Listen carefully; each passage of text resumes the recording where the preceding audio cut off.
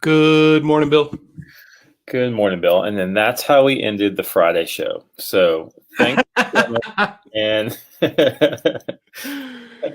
Thanks to nobody for showing up for our 3-second broadcast. Oh, man. All right, hold on. Something's wonky, I think. Okay, I think I'm good. Cool. Man, dude, is it raining now? I think so. I think it just started raining. I think so.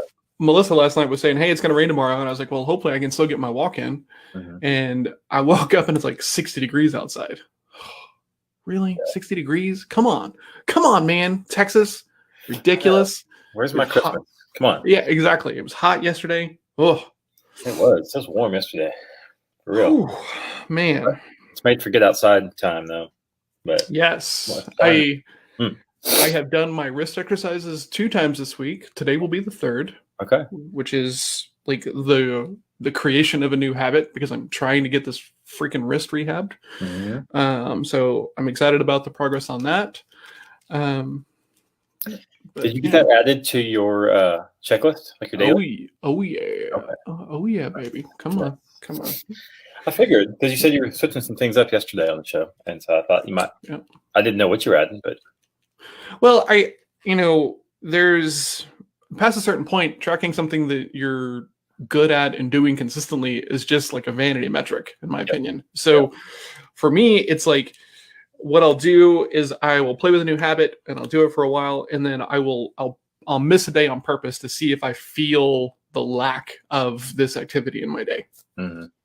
And so now, whenever I journal, right, and I skip a day, like I feel that, like the dam, right, holding the water and kind of thing, right, and when I don't get up and go and walk in the morning, right, and this morning I listened to music the whole time as opposed to like only listening like a little bit of music to start and then moving on to some stoicism and then some sort of like philosophical thing after that. But today I was just really in a music mood and I was like, cool, I'm just going to see like what happens if I don't do this. And now I'm sitting here and I'm like, kind of missing that stoic centering that I get on my walk and everything. So just means to me that like that habit is becoming concrete enough that I probably don't need to be like tracking it for the tick box kind of thing. Yeah, that makes sense. Good morning, Michelle. Michelle and I talking some business next week. Oh yeah. I'm excited. That's right. I'm excited. So many business ideas. No new business ideas for me. Mm-hmm. Lots of business ideas for anybody else. That's right. That's right. Now people are just going to get vomit on. That's all. Yeah. Oh man, what's your guilty pleasure band? Do you have a guilty pleasure band? Probably. I mean, Journey, but is that a guilty pleasure? No. Okay. No. Okay, man, if you don't like Journey, there's an 8th layer of hell, right? Like, it was 7, but if you don't see any value in Lights, come on, man. Can't no. Your Lights, man. People. Yeah. People. Yeah, I don't know. I don't know if I have a guilty pleasure. Okay, so I do have a 90s female mix stored away on Spotify somewhere that's like, Sheryl Crow and Natalie Imbruglia and oh yeah, some Alanis probably in there. No, I mean maybe one Alanis. I just wasn't a huge Alanis. But all of them, like every single female from the 90s that had one of those poppy little bubblegum songs that stayed around. I have a mix of that somewhere. So okay, that's probably it. Otherwise, I'm pretty. I like all music. I really do. I don't. So I don't. There's 2 extremes. I don't really do like death metal, like heavy rock, and I don't do like country. Yeah, that's kind of me. But everywhere in between, I'm good. Yeah. Like Slayer and all of that. Like I can't really do that, right? Most country is not really a thing for me. Like it's just not in my view, right? Like I've got a really good friend of mine, Jordan, who's a musician. He is in love with Garth Brooks, right? And just like he's like, man, you got to get on the Garth train. I'm like, I just, I respect his talent as a musician is just not my thing. Yeah. Yep. Yeah. If I ever do end up listening to some country, it's normally once again like either Good morning, Levi. Hey Levi, a 90s or a 2000 mix with like kind of all the classics of my youth, if you will. Yeah. You know, so The Brooks and the Dunn, you know, Yeah. all that stuff. yeah, Clint Black and bunch of stuff. Yeah, bunch of stuff. Man, so I went to like a semi. It's this weird kind of like cusp of like rural school, right? So you had some urban people, right, in like urban communities, and then they're meeting with like a lot of farming communities and stuff like this, and it was very interesting way to grow up. And so like in 5th grade, everybody hit like the country western thing, right? So first day of 5th grade, I'm showing up and I'm just like crisscross, yeah, Rex and Effect, right? All of this stuff, and everybody's wearing like Rockies and those uber country like button up shirts with like, and the yoke was all like southwesternish. You remember that stuff? Mhm. And I'm like, I think I might be in the wrong school. I think that's what's happening here. It was so funny. It's so funny. Interesting. Yeah. I mean, that's for you. We kind of go up and down through them because it's funny how much like 80s stuff has shown up in the last couple of years, just from a fashion standpoint, things like that. I was just talking about this. I was like, you know, if you go back and you look at these trends and you look at how they cycle, right? Yeah. All you have to do is just shortcut by probably 2 years that cycle, right? And be like open to like adapting it, right? Because Jinkos were not exactly like bell bottoms, but like same kind of idea. Yep. And then so it's just a matter of like when you're a teenager and you want to be different from like the establishment, right? So, you know, tight pants, big pants, tight pants, big pants, tight pants, big pants, right? So, you know, just kind of ballpark what that trend is, right? And stay really close to like people who were into that stuff. And as soon as you see it, oh, boom, right? And then you spin yours up. Easy peasy. It is. It totally is. I know. In fact, step one. What's that? I was going to say step 1, research. Step 2, plan. Step 3, profit. It's easy. Easy. Your life is complete. It's not that hard, people. What are we even doing here? Like, get that tracker out, put those 3 steps on it. Exactly. 3 steps. You check those boxes daily. Profit, baby. I mean, it's a matter of time until you have a jet. Baby food, y'all. Like, get your spoons out and eat your baby food. If you just follow these steps, guys, just follow these steps. Helicopter. You too can live in a sweet thing like this behind me. A library. Yeah. Everyone's like, no, I don't want that. Actually, I'm so good now. I just spin up whatever I want in my life. This is and you manifest better than anybody I've ever seen. Like the law of attraction is strong in Jake. So strong. Yes, I'm just at the base code. You're just on my matrix level right now. Yeah. I'm talking to Jake about like becoming like a Sherpa style salesperson and like helping people climb mountains. And he's like, bro, what if there are no mountains? And I'm like, and then we fight. It's this really cool cutscene. Oh no. No. There is a new Matrix in the works. I know. I'm very excited.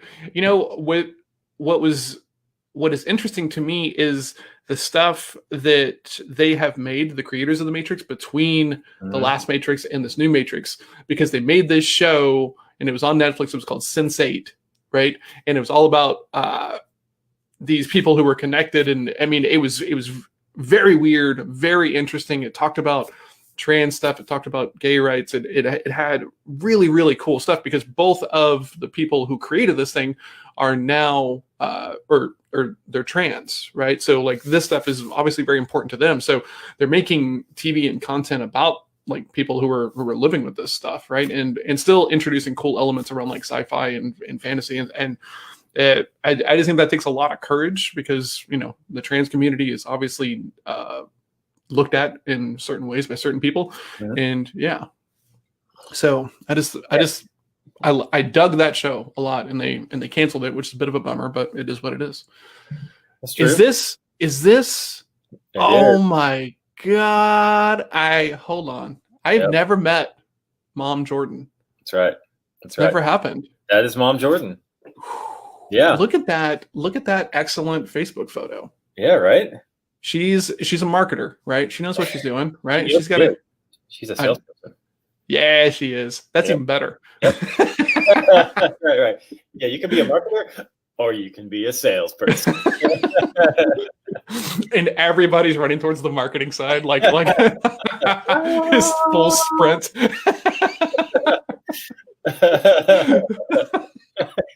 Another one's here. I like want content, not a pitch. I'm talking, and then I see Julia pop in. I'm like, wait, there's another one in our midst, right? And I go all Highlander. There can be only one. Oh man, Highlander. I was explaining that show to my son the other day. And why would you explain it? Why wouldn't you just put on the movie with Christopher Lambert and just watch that amazing pile of greatness? Because he's super picky about what he watches, super picky, and it's like, then he'll watch it and he'll be like, "You're right, Dad." I'm like, "Yes, you need to listen to me more when it comes to that thing." So, yeah, sometimes when I can't get him to watch something, I'll have to explain to him the concept. Like, here's why you're gonna absolutely love this. Yeah. Like, Oh yeah, every show, I'll say, I don't think I want to watch this. Can you try? Fine, I'll try it. And then we get done, and she's like, "This is so good." I'm like, "Yeah." See, weird.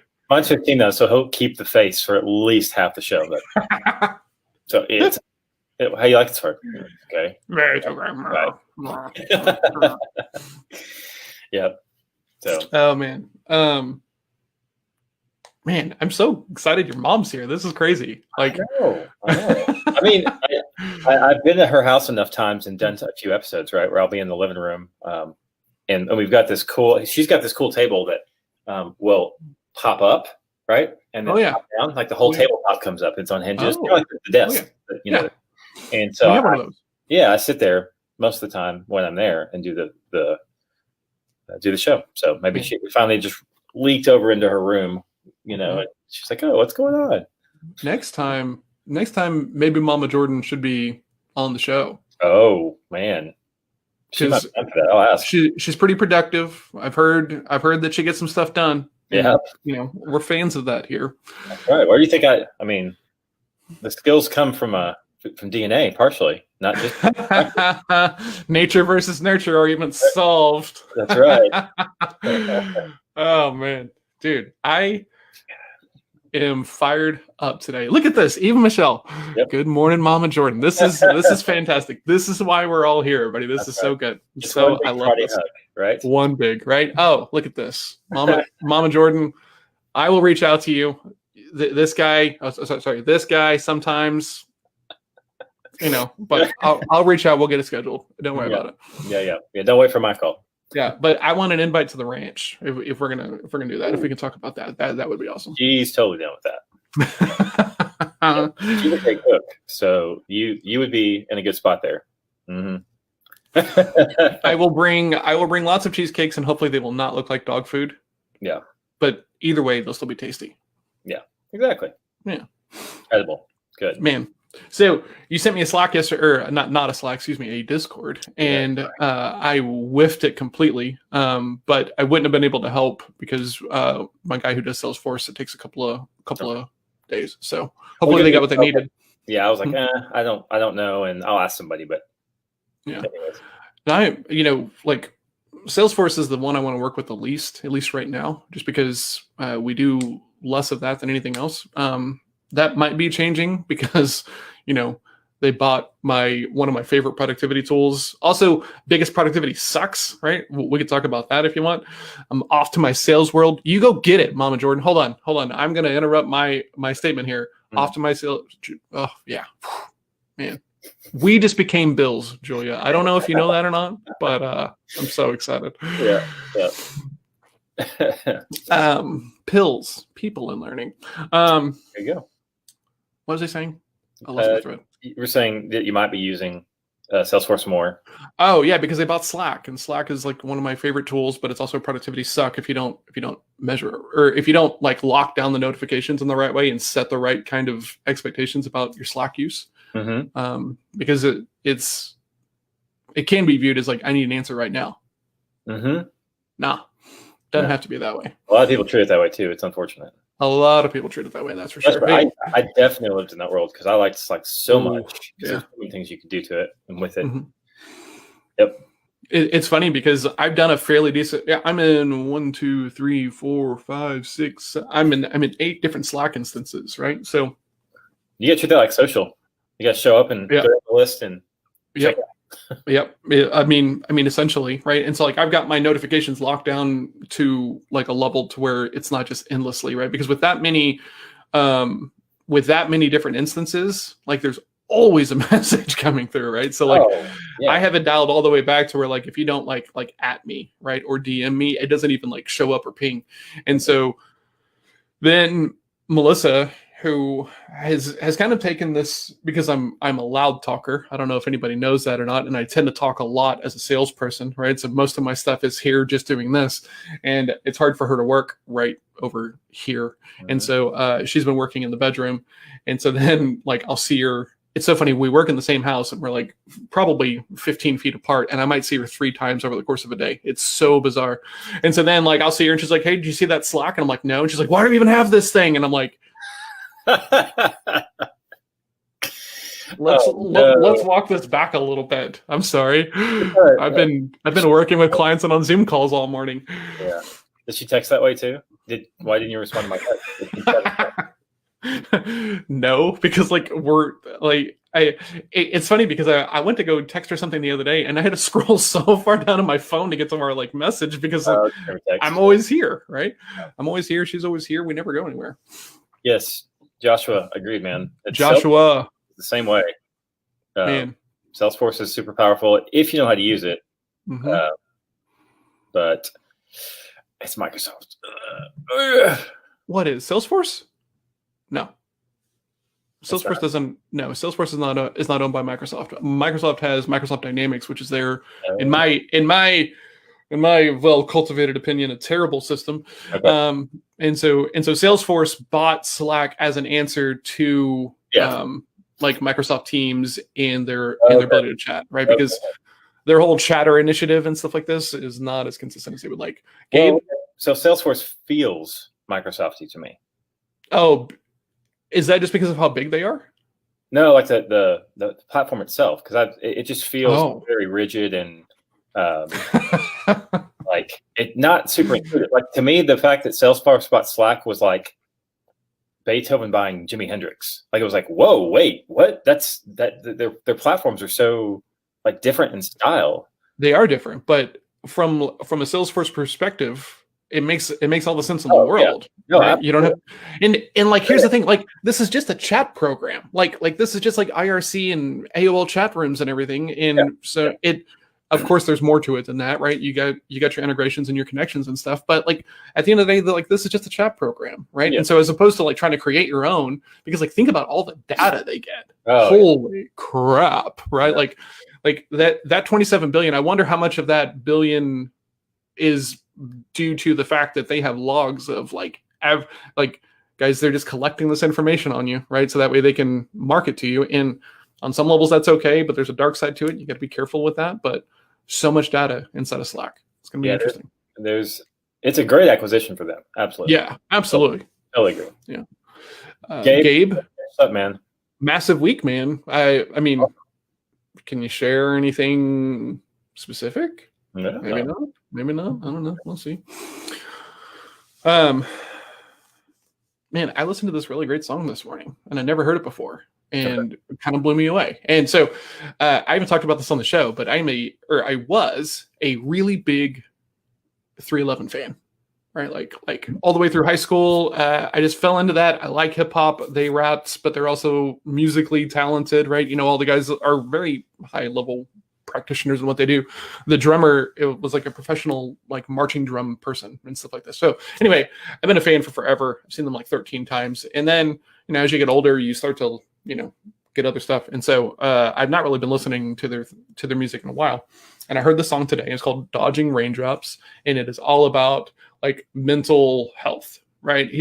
Because he's like, I'm dodging raindrops, but they're only in my head, you know, and he's talking about having to let go and and I'm just like walking, and I was just like listening to some 311 to get kind of, because I hadn't listened to it in a while, and then this song comes on, and I'm blown away. I was like, oh my god, this is awesome, because it's just talking about relaxing and letting go, and how and mental health is huge and it's important, and a lot of people just think that it's just like an attitude change, and that's not really how it works. And so I just thought it was a really cool song. I would play it on here, but would probably get in trouble, so I'm not going to.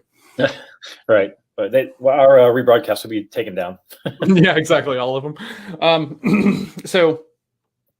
But yeah, really good song. I recommend going and checking that out. Actually, if you are thoughtful about illness and attitudes and all that stuff, it's a really good song.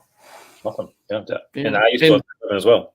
And that's my guilty pleasure. That's why I was saying that earlier, because man, I catch a lot of crap for liking that band for some reason. I have no idea why. Well, I love using Discord. Great way to build team community. Started pushing more on my Twitch stream. Okay, cool. I love Discord. And the thing that I really like about it is that it's kind of this master case of like, hold on, Jake, positioning. Right? Because one is positioned solely for gamers, and the other one is positioned solely for work. And so many of the people inside these communities don't even know that the other one exists. It's crazy. Yep. It's crazy to me. Like, they're like, what's Slack? I'm like, you don't know what Slack is? And then Slack people are like, what is Discord? Yep. I just don't know. Slack was for business, and Discord was for gamers. So, yeah. And actually, Discord made a huge pivot back in July, and they actually are no longer specifically marketing to gamers.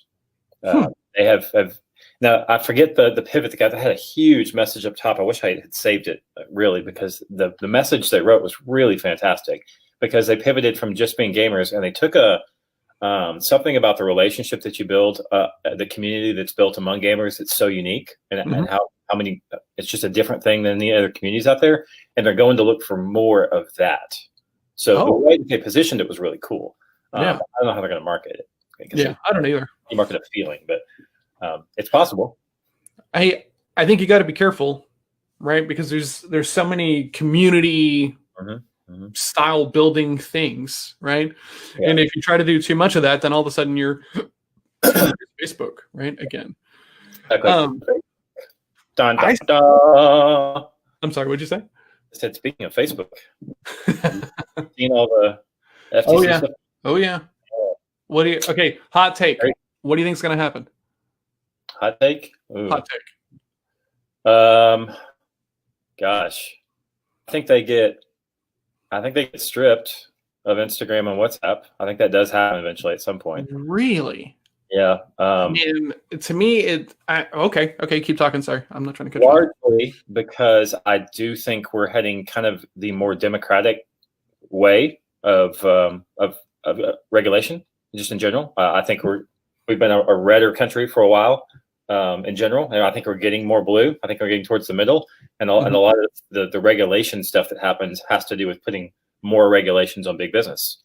And so especially since it's international now, like they're being potentially sued by the European Union and different things like that as well now.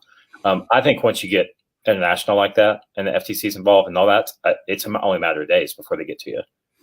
And they had him up on the Hill last year questioning him.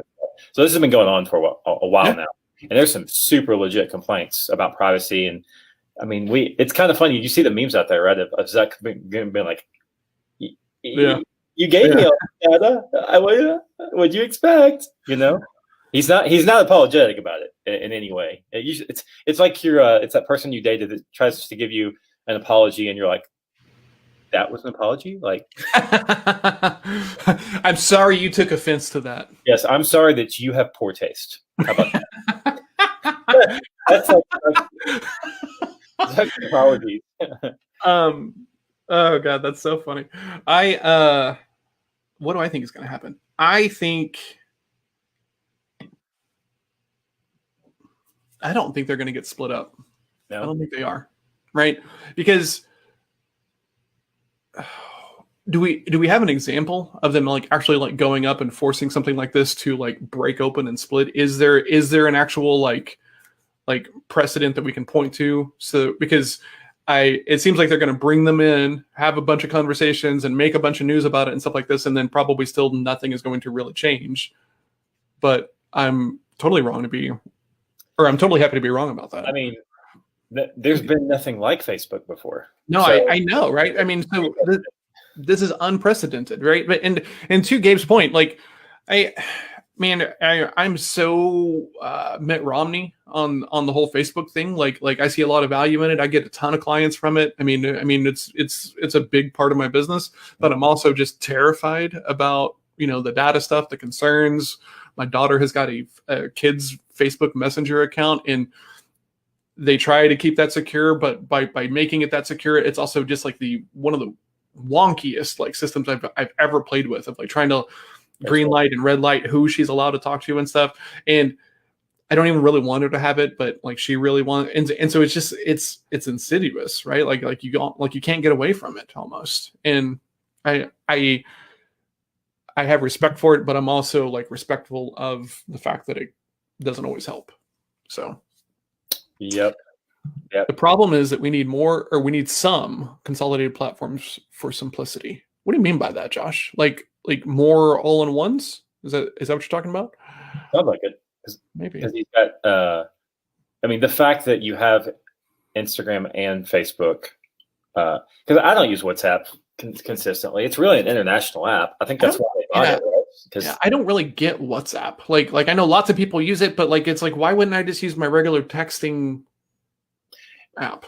But because of crossover between platforms internationally, like AT&T, Verizon here, like it's hard to text people. And then there's rates. I know rates because when I was in Brazil, everyone uses WhatsApp because of the texting rate and stuff. It's in the app. You don't get charged for text. Oh, so it's like a new BBM, BlackBerry Messenger. Yeah, exactly. Or yeah, that's right. That's right. That's how far back I went to BlackBerry Messenger days. Yeah, BBM, man. What do you guys know about some BlackBerry Messenger? Right, like they came out with the Pearl, right, and they consolidated the keyboard down a little bit, and you had that little like touch ball screen. They just picked up all the filth and oil and film from your fingers, and then eventually got that down into the components, and it stopped working. Before that happened, great device. It was like a joystick on your phone. It was no good. Yeah, it was no good. Little joystick, and you're like, yeah. But yeah. Man, for that first hour, so good. Oh, so sexy. When you picked it up, you're like, oh, look at my Pearl, baby. Absolutely. And the battery just like lasted for days, and now these things last about 3 hours? 3 hours of intense Facebook scrolling, and then I figure out why the battery's dead. Yeah, after I give Facebook as much of my data as possible, it just died. Or Instagram knows where it's going. What I think is really interesting is the push for Google and Apple and these phone companies to make like the budget smartphone, just so that way they can get it out to more people, so that way they can collect more of your data, right? Because it used to be that the phone companies would subsidize the cost of the phone, so it wasn't that difficult to get iPhones and like Android devices into the hands of people, right? $200 you're out the door, and if you break it, that sucks, but that might not be something that happens. And then that stopped happening, so then they're charging $1,000 for all these like flagship devices. And now I was reading an article just yesterday that the Google budget phone, the Pixel 4a or whatever it's called, is like an amazing budget device, right? I mean, you give up some stuff, but it's a $600 phone versus the $1,000, $1,100, and $1,200 phone. And make no mistake, the only reason why they're doing this is because like they want your data, right? Apple makes a percentage of every transaction you do on that Apple store. Like, and they're making apps who want to be free. They're forcing them to charge their clients for certain things, just so that way they can like take a portion of that revenue. And that, in my opinion, sucks. Like if you want to have a free app, you should be able to have a free app. Yeah, that's the problem, Joshua, with consolidated. Is if you have one, I mean, you know this too. You sound like a smart guy. I don't know you, but like when you consolidate things, then it becomes whatchamacallit, monopoly. Monopoly, there you go. That's all right. I was thinking oligarchy, which is government, but it's a monarchy. It's a monopoly. It is a monarchy, though. It is. It's a monarchy. It's like this is the way things go. We have the best platform. We basically have the only platform. This is the way it goes. If you don't like it, leave. So that's the biggest problem with consolidated things that are that big. Yeah. Because I totally love consolidated, but you know what? I'm just as happy with Slack bringing in other devices and having really awesome APIs as I am with Facebook owning all the companies. So to me, that's my answer to it, is just build really good partnerships and collaborations. I read an article that was talking about all of this stuff, and they're saying, hey, like, do you think that these purchases were intentional? And it's like, they bought Instagram for $1 billion. No one's like, hey, it's Friday, I've got this $1 billion burning a hole up. That's where they intentional. Of course it's intentional. Of course it's for market share. Of course it's for these things, you know? Like, I was like, what a ridiculous, like, stirring of the pot just that way you can get page clicks. I was like, this is the most stupid article I've seen in a while. Anyone can have a podcast these days. It's so dumb. So speaking of that, right, there's this poker challenge going on right now by this guy named Daniel Negreanu, who's been a poker player forever, and this guy named Doug Polk. And Doug Polk is part of the new crowd, and Daniel Negreanu used to be part of like the new crowd, like way back in like 06, 07, 08, during like the poker boom and everything else. So okay. So the way the poker works now is that it's largely solved, right? There's blueprints. There's very, very specific do, don't do kind of things, right? And if you just follow the process, right? Once again, poker is a process. If you follow the process, you should be winning more than other people's, because it's just math at the end of the day. Okay. So this guy, Doug Polk, has been very, very, very successful, right? He's got a YouTube channel. He's got lots of followers and stuff. And the style of poker that he plays is just one-to-one, heads up is what it's called, right? And arguably one of the best people to have ever done it. Like, dude couldn't get people to sit down at tables with him because that's how good he's viewed. And him and Daniel Negreanu do not like each other, like, at all. It's been a feud for forever for multiple reasons. But I like Daniel Negreanu, right? Because like he was kind of this guy that I looked up to whenever I started to play. And they're playing this challenge now, right? Because Negreanu is more like a tournament player and a full ring player, and it is drastically different going from a situation to where you're playing in a full ring and playing against 5 other people and then playing against one other person, right? The style you have to play is completely different. The process of the thinking systems and everything else is completely different. So Negreanu's not this guy, but he made some statements because he got a little cocky and said, well, within 2 weeks, I think I could study and beat anybody at this level. And Polk was like, cool. Polk comes out of retirement for this challenge. Yeah. And so they build this challenge. So Daniel Negreanu is running a little cold, right? Like I've been watching the hand histories. He has been getting unlucky in a number of situations, right? And so what happened was these guys want to interview them right after their sessions are done to get hot takes. And so they did. And Daniel Negreanu's down $800,000 in this challenge, right? At about 10,000 hands, right? So it's a lot, it's excessive. And so they bring him onto this show immediately after a session where like he gets unlucky and coolered, right? A cooler situation in poker, if you don't know, is a situation where you're just like it's almost like engineered that you're going to lose a lot of money, and it sucks and it happens, but it's just how it works. And so he is now getting flamed because they brought him onto the show, and dude is still tilted, right? He's wound up. He's pissed, right? And he goes on a bit of a rant and is just cussing, right? Oh, blah, blah, all the words. I'm not even going to say them here. And people are flaming this dude. And I'm like, you know what? You wouldn't be able to lose $200 in a poker game without like feeling that same way, right? And I'm talking with my friend who's a bigger Polk fan, Michael, who's a professional player, and we're talking about this back and forth. And he's like, well, he's supposed to know this. Like he's supposed to be able to like fade big losses. And I'm like, no, like, man, because like there is this like mindset, right? The same thing happens in sales. You're going to get lots of no's. So if you're just thinking about the no's, you're not focusing on how to get yeses. If you're just focusing on the amount of money you lost, you cannot be thinking about playing well with the money that you have left. Just does not work. So most people are not capable of detaching themselves from that outcome enough so that way they can play well in the moment.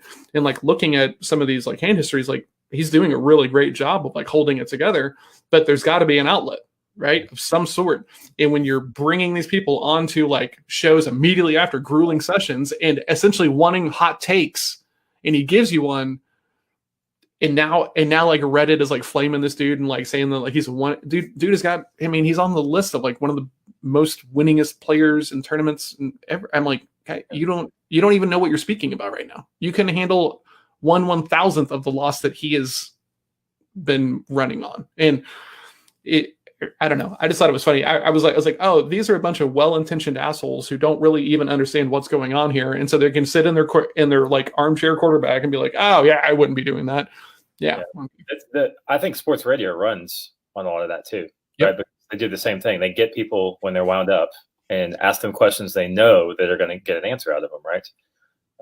And then they just sit around and flame them or defend them.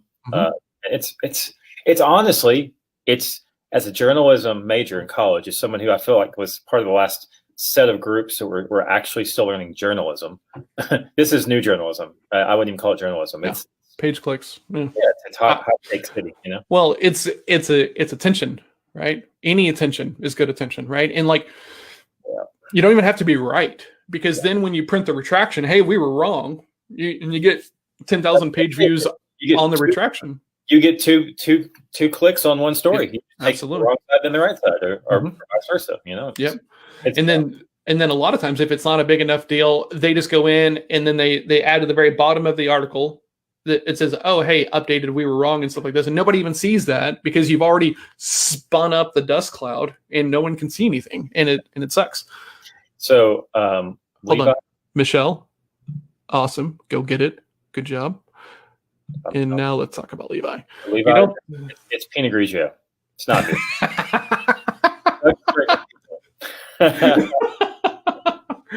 You remember last year all the memes about like Zuckerberg and then Data from Star Trek, and they look so similar because of that ridiculous haircut. Dead face Oh man. Yeah. So this is like anything else, right? Why, if we all know this is what's going on in the media, or let's say 60% of us enjoy consuming news and we know it's going on, why are we still consuming it? I'm not. I've stopped flat out. I think, well, it's almost impossible to get away from now. Like, I think about being a kid, right? And my dad like having to read the newspaper and how often he did not do that, right? And how often we didn't watch the news in my house as a kid. And I think about, I can't even pick up, right? I pick up my phone, right? I unlock it, I scroll over, and here is just a feed of news articles that Google is just showing me based upon all my other search stuff, right? So here's what is in this feed, right? It's talking about Toyotas. I obviously love Toyotas. The dark reality behind Slack's $1 billion sale to Salesforce, Tesla, AC Valhalla, which is a game I'm playing right now, Marvel stuff, poker stuff. So it's, you can't not see it, right? And then everybody's just writing these headlines to get you to click because they just need the click. That's all they want. The difference is you don't have to click. Don't have to click, for sure.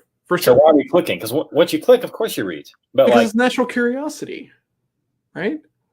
Come on, you're the marketer in this conversation, right? I mean, headlines and hooks are everything, right? They are. And you see this all the time. Here's why I hate Slack, right? And like big old headline, and then like the first line of it. Well, I don't really, but it does have some problems, and we're here to talk about that. But here's a little bit about me before we get into these problems with Slack. And like, God, it's so formulaic.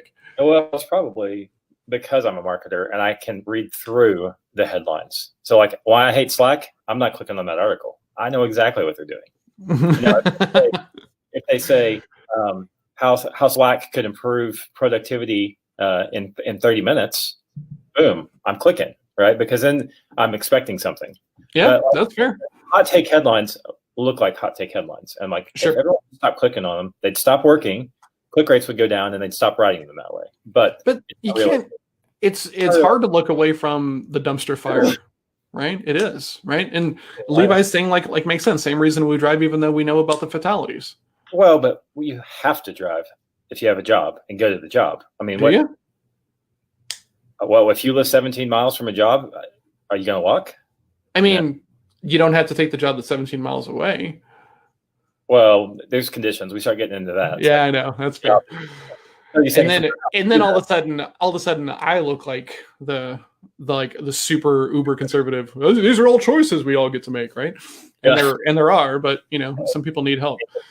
It's choices, but some of them are not avoidable necessarily. That's fair. Yeah. Man, okay, so we bashed on phones, we bashed on Zuck, right? Just a typical Friday, right? Off to a great start. Love it. Right? We talked about 311. Just crossing things off my Friday to-do list. This is outstanding. That's right. We're ahead of schedule. Let's see. Yes. What else should we get to here? We recorded the last episodes for the year for Sales Throwdown last night. So we talked about the dreaded let's talk after the first of the year stall that you get from people. Yeah. And then in the second episode, we talked about if quotas are motivating or demotivating. And we talked about that looking at it from DISC because Nan, who was our S, was, I don't need a quota. I think that's dumb and everything else like this. And I need the opposite, right? I need to know exactly what is expected of me because otherwise I'm going to drive myself crazy trying to mind read and do more than maybe you're thinking about. So both of them were good conversations. How avoidable is a ton of programming designed around human psychology, though? Oh, totally. Hold on. Boom. Hold on. I'm going to pick up my mic real quick and then I'll drop it. Right. I'm just going to break my table. You're totally right, Levi. Exactly right. Yeah, it totally makes sense. I think obviously because of who I am, my brand is impact over attention, and so like I care much more, and I believe fully that if you create value for people, like actually care about them and put stuff out there that's going to be helpful to people, they're going to become better customers for you long term. So this programming the human psychology of like, I just want to get them to click, to me is a waste of your time a lot of the time, right? You want something clickable that also provides value, not just clickable. But yeah, I'm sure. I mean, everyone gains. Well, but hold on. That's not the intention of most of these companies, right? Like you look at BuzzFeed, they're not trying to provide like value. That's my point. But like it's easily approachable. Like these quizzes are fun. Like Melissa made me do a quiz last night. Huh? That's value though. Entertainment.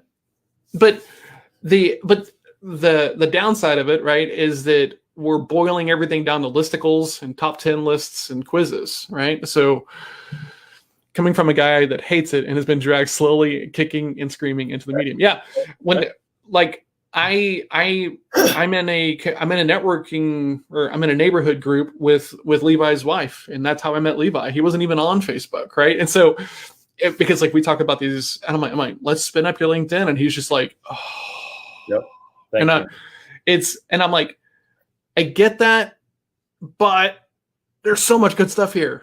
And it's not that difficult to figure out, in my opinion, right? Which is a biased, flawed view because, I do so much of this stuff that they're all just kind of variations on a theme. But like, I'm like, I want to toe that line, right? Like I want all the good stuff, and I'll hang my toes over the line of, okay, like this is getting a little bit creepy, just because I want to talk to the people who want to see value in the way that I want to deliver value. And I would really like to avoid pitching people who don't see value in the things that I talk about. So, at least things like LinkedIn and Facebook is slowly starting to get in there. They're like, oh, hey, you can use some of this data for yourself. Yeah. Seeing you tell that story makes me tired. Yep, man. Levi, we're cousins or something, because I'm with you on that. It is tiring. Dude, you're the LinkedIn guy. You're the whole reason I'm on LinkedIn. Yeah, but you didn't like. I had hair before I started LinkedIn.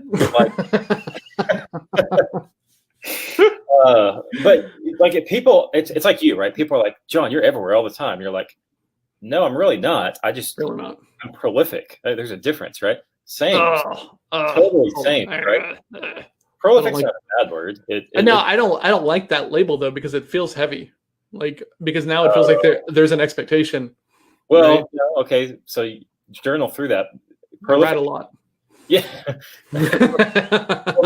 Outcome, right? Not well and not enjoyable. I just write a lot. yeah, it's not good. You haven't won any awards or anything. But gosh, you can write. That's what Ann Small, who's on here from time to time, right? She'll say that. She goes, "I talk a lot. I don't say a whole lot, but I talk a lot." So I'm the same. Like even now, I have a week's worth of posts lined up for LinkedIn right now, right? And I'm gonna go post them. I'm gonna go find 10 people to interact with. I'm gonna check my DMs. I'm gonna get off. That's it. But it looks like I'm around all the time, or Yep. I don't know. So that's. I do 40. I do a minimum of 45 minutes on these two platforms a day, right? So like I'll go in, I'll DM, I'll engage, I'll post something, right, and then I'll get into Facebook. I'll go send a bunch of messages, post, right, engage, all that stuff, and then try to be done with it after that. It's funny because my phone has kind of become the gauge of how well or how bad I'm doing at like not getting into social media. Because like on days when I do like a good job of this at quitting time, my phone is still like a 75%. And on days when I don't do a good job of it, it's 15%. Yes. Right. And there's like nothing in the middle, right? It's crazy. You need to hook up your shock.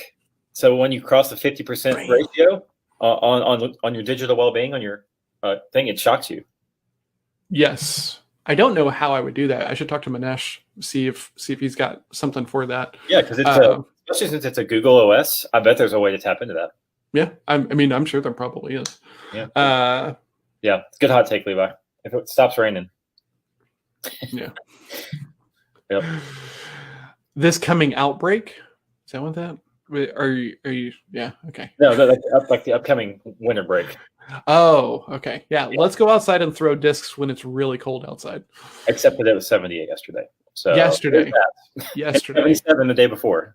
Yeah, the day before. I don't know what today's going to be. I think it's supposed to be 50 probably. Well, it's supposed to rain all day, I think. Yeah. I don't know. So I'm down. I'm down, Levi. We're going to make this official. We're the longest developing friendship of all time. Still never met. Still never been on a phone call. Never been on a phone call. Man, the anticipation alone is just making me like super ready for us to like just hang out. Yes, break. Yes. Smells like Updog in here. Oh man, it's baseball.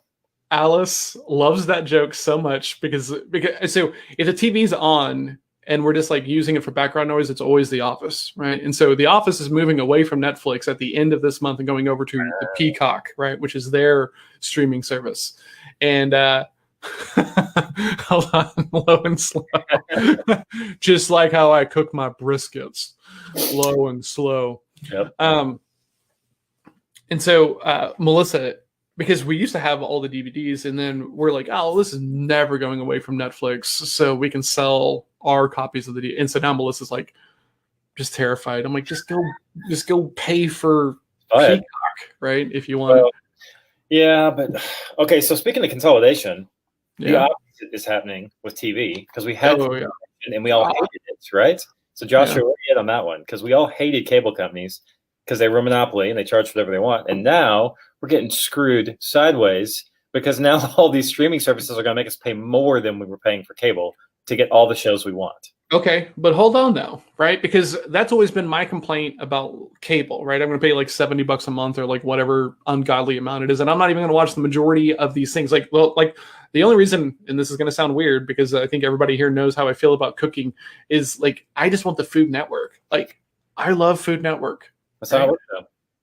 I know that's not how it works, right? They want to give you this big old bundle package with all of this crap, and I don't want any of that. I would gladly pay my $4 for this and my $5 for that, right? And then I get exactly what I want. So yeah, I don't know. I don't think that's a bad thing. Well, I mean, what we all want is an a la carte channel service. Like, so I can buy the NFL Network, and I can buy the Cooking Network, and I can buy National Geographic, and I can buy whatever. I get my 5 channels that I really, really care about, and I pay $19 a month or whatever it is, right? Yeah, that's the jam. Never going to happen. No. I mean, not now. Yeah, it doesn't make sense. We pay for Hulu Live or YouTube Live, $50. So we're almost back to cable now. And then if you want Disney Plus and you want to pay for the live stuff, Peacock, and you're back to exactly where you started. So now it's true. They just wasted all the cake up. That's all they did. Why? I mean, I don't know why anybody pays for the live stuff anymore. Right? It's sports. It's all sports. Buy ESPN. And actually, ESPN and Disney Plus were coming together as like one little package deal there for a while. They did. Yeah. But guess what? That doesn't give me Cowboys game. That doesn't give me Mavericks games. That doesn't give me Rangers games. None of those are on ESPN. I mean, I understand what you're saying. That has no impact on me at all. Yeah, just the rest of the United States. That's all. No, that's not true. Massive money in sports. No, I mean, for sure, right? There's obviously a ton of money in sports, but you know, yeah. Well, I wish I was like you. I wish I could care less. I don't need. I would pay $20 or less for TV. Yeah, I don't need. I have. No, you're not paying $60 or $70 a month now for TV services. No, but you're not going to. I'm pissed about it. But I have one of the Square Walmart local channel readers that you stick on your window so that you can try and tune in like the ear. Why would you even want to do that? Oh, sports. Yeah, I want to watch the Ranger game, Cowboy game, Maverick game. And so here's how I've done it. All right, I have done my trial, or I've paid for 1 month or 2 months during the playoffs, so that I can watch the stuff that matters to me. Or I'll go to the games out somewhere. I'll tell you the games. I'll tell you the thing that like irritates me more than this thing you're ramped up about is the UFC fight that's like $60 and it's like 2 hours long, and they just print money on that thing. And I'm like I like to watch that stuff, right? I mean, as a martial artist, of course. And so, but like, I'm not going to pay $60 to watch this thing by myself. And I don't want to go, I mean, even before COVID, I didn't really want to go to the bar because like the bars are charging admission and it's like a packed house and because I've done that. Yeah. And so, you know, it's weird to me. The good news about that though, is with sports, it's ongoing. It's every week, right? This way it's one event. And the way I've done it, I think it was last year I watched was it McGregor that fought last year? We paid the $110, but there was 10 guys, so we each paid $10 to the host. Oh yeah, no, that's totally fine, right? And it's one event, one time. So then, like solved, right? Yep. But you're fine with that. They're printing money. Yeah, they're printing money. That's crazy. And what's crazy is Tyson and Buster Douglas and all these guys coming back and fighting. Yeah. In the 50s. Yeah, John Jones for sure. Yeah, Roy Jones Jr. Somebody else. Roy Jones. Buster Jones said he'd do his rematch with Tyson this week. Dang. So Tyson looked good. Oh yeah, he looked real good. I know. And I've been seeing a bunch of stuff now. Apparently, his return to fitness is all like body weight driven, and so there's all kinds of new ads and stuff. You want to look like Tyson? Get on the body weight train, bro. Yeah, they I actually got one of those in my Google feed too. It was like do your at home Tyson body weight workout. Yep. I'm like, Tyson body weight. Tyson body weight. And then Jake looks up. He's like, "Oh my god, I'm part of the problem. I shouldn't have clicked on this ad." Yeah. And I have 3 YouTube retargeting ads about Tyson. Yes, exactly. Yeah. Hey man, it could be worse. It could be agency bros, you know, retargeting you all over I mean, I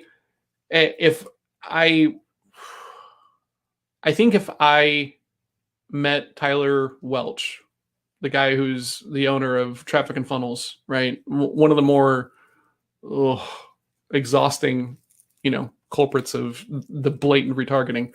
I would just love to just tell him, I think I've probably burned $5,000 of your ad spend clicking on your ads because you just will not stop putting them in front of me. Mm-hmm. And since you love to brag in all these ads about how much ad spend you do, I just want to help. Yeah. I just want to help. That's right. Totally. So secret is, and I can't reveal different names and such, but there is a very, very, very large, one of those companies out there that I've done work for. Mm-hmm.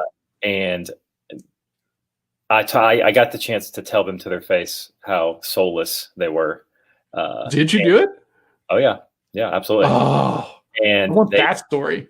They did not care. No, they don't care. Oh, no, they know. Like Taylor Welch, whatever his name is, right, would just laugh. But like I've known people who worked for him, right, and apparently he's just a not great person to work for. Like people leaving in tears and stuff like this. So yeah, absolutely. And actually, the guy that I talked to was on the board, and he helped for messaging and marketing, things like that. And he was pretty influential part of it. And I was like, so you're okay being soulless and going home at night, understanding that what you do really doesn't help the world much. And he's like, yeah, I'm good with that. I'm like, wow, okay, cool. So we're on the same page. Okay, well then I would change this.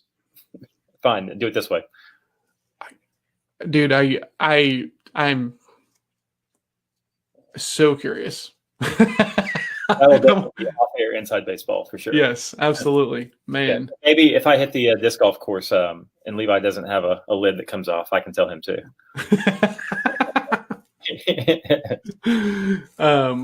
Man, okay, yeah, because of course they don't care, right? They're right in. So, okay, I have a question for that, right? What if the guy had tried to talk about, well, we don't see ourselves that way. We see ourselves as doing X, Y, and Z. Do you have more respect or less respect for that guy for just like being like, okay, cool, this isn't for you? If they can defend their position, I'm totally open to it. That's fine. It just seems to me like they like you. But are they going to change your mind about how you feel about it? Likely no. Okay. Tactics maybe yes, but overall strategy of we want to make people feel like the world's going to end if you don't click this button right now. You will literally, your life will be garbage, and there's only 10 seconds left. Hurry, push it. Like that will never be okay with me because that is manipulation. I think that is manipulation. It's not coercion or persuasion. Yeah. I'm for persuasion. I'm not for manipulation. Interesting. Yeah. What do you think the difference is between those two things? Using human psychology triggers to get an outcome that you want versus one that's best for the customer. The outcome you want versus the best outcome for the customer. Mm-hmm. Right. Because you're going to persuade someone with arguments because you believe it's the best thing for them. That would be persuasion. Manipulation would be, I don't care about the person. I just want them to choose my way. Okay. So most salespeople. Just being honest. Right? Set that up for you, didn't I? Just it's like we planned that. That's right. That's right. Okay. That's an interesting thing. Persuasion versus manipulation. Okay. Motivation. There you go. Eva has it. It's your motivation. Do you care about the people getting what's your intentions? What you need, or do you just care about making a sale? That's why you got to be a Sherpa. Skeptical, helpful, empathetic, resolute, practiced, and accepting, right? And that accepting is like the hardest freaking thing to do, right? Because I know if you're watching this later on, I know you're fired up, right? I know you're fired up. I know you think that like you have the hottest shit on the planet and that everybody needs it and they can't get it and they can't get away without it. They just have to have this thing. You're not correct. Lots of people don't need your stuff. And the sooner you can accept that and accept that you might have a great conversation with someone who like you really enjoy chatting with, and then they're going to be like, you know what, I don't really need this. You have to be really okay with that. And you got to be able to walk away, and you got to be able to walk away knowing that you ran the conversation in your process the right way to like put yourself in the best position possible. Find the ones that do agree with you. That's just yeah. Too many people to do it otherwise. Yep. What do you got today, Bill? I have got some editing, some video editing for podcasts we finished. I've got some more writing on some client stuff. I finished a positioning exercise last night with a nonprofit that was really, really tough. It was challenging for me. So I liked it because it was hard to get the answers I needed. So I'm going to do some processing and take some post notes on that. And then I've got 1 o'clock. What is it? Oh, yeah, I have a virtual coffee with an old buddy of mine. We're trying to reconnect. Awesome. Yeah, how about you? I have. So I've been coaching this team for the past couple of weeks, and today we're not meeting because they got to cover some other stuff. Got a meeting with Shivam just for like some mindset stuff. I have something here on my calendar. I don't really remember how I got this. Oh, I know what that is. Just like some networking, and then other than that, I got to get some questions over to my buddy Jake, so that way he's got some framework stuff. I've been typing that up, and give me the weekend to look that over. Yeah, absolutely. And I got some writing from Melissa because she was like, now that the book is done and now that the course is done, she's kind of dealing with that with that scramble of like having so much to do, and then the downshift is not smooth, right? So I mean, so like last night she was like fidgety, like I'm like, what is your deal?